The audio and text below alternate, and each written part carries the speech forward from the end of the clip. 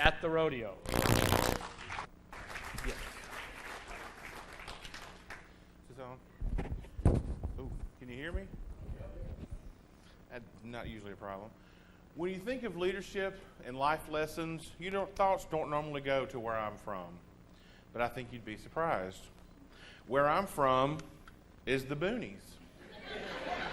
Webster defines the boonies as a location so far outside of the city limits, even animals question your presence. And I've lived there most of my life. Louisiana, Mississippi, Oklahoma, Texas, Arkansas, it did not matter. My parents, nomadic Southern Baptists that they were, always seemed to find the boonies in every state. But for the purposes of this presentation, the boonies were in Texas. To give you a little insight into me, you first have to understand my father. He's a man's man. He played football in high school. He was a paratrooper in the Army. He was always kind of all the time. I refer to my childhood as my military service. In the summer, before the 7th grade, it was a bleak, hot Texas day, as every day in Texas is. And my father said, "Get in the truck, boy, we're going to town." Town? We never got to go to town. Town was Bogota, Texas, population 491. And we lived 7 miles northeast. But town was where the things were. That's where the stuff was. You could get a root beer float in town. You could get tater tots in town. I said, "Sign me up." I got in the truck.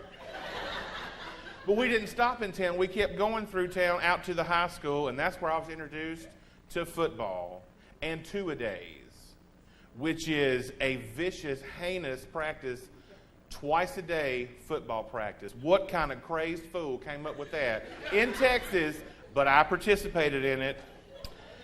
You can imagine how joyful I was.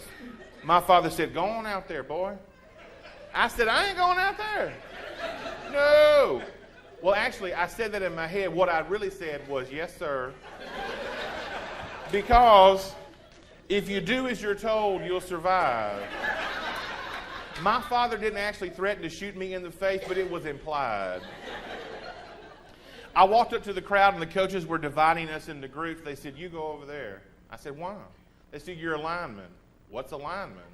"You're going to protect the quarterback." "Well, who's this quarterback? Why do I want to protect him?"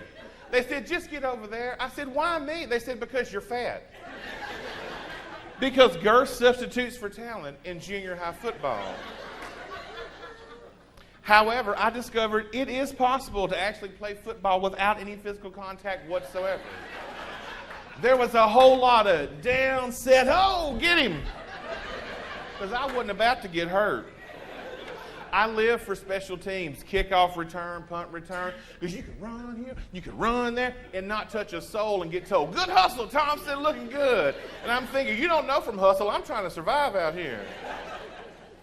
I played for 2 years, and I decided I'd had enough. So I told my daddy, "I'm not playing football no more." He said, "Yeah, you are." I said, "No." He said, "Yeah, you're playing." So I did what any red-blooded American man would do. I went crying to my mom, and, "Mama, please, let me quit football." She said, "Dad, leave him alone. Let him be." And I overheard my daddy say, "What's wrong with that boy, Mama?" And she said, "Just leave him alone. He's trying to find himself." And he said, "Well, he better hurry up because he's about to piss me off." So I tried new activities because there are very few injuries reported in marching bands and honor societies. I tried new music. I even tried new clothes. I went through an unfortunate period where I wanted to be a Madonna backup dancer with black clothes and hair down to here and 5 watches. If you remember the 80s, you remember me. But I was still where I was from, so I had to go to activities such as the 4-H stock show and the rodeo. Unfortunately, was during my preppy phase, because finding yourself sometimes does, but never should, end with somebody wearing penny loafers to the rodeo. All it did was irritate my daddy and piss off Merle Haggard. So I stand before you as what I call redneck light. I'm still from where I'm from, but I'm educated and I'm embarrassingly ambitious. I'm an LVA. My relatives call me uppity, but I've remained true to myself because success comes in many shapes and sizes, and sometimes it comes with color-coordinated socks. And that's what I've learned from where I'm from.